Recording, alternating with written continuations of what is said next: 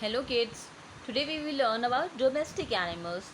Domestic animals are those animals which are beneficial for us, which give us something like goat, sheep, dog, donkey, camel, cat, pig, rabbit, cow, horse. Once again, goat, sheep, dog, donkey, camel, cat, pig, rabbit, cow, horse.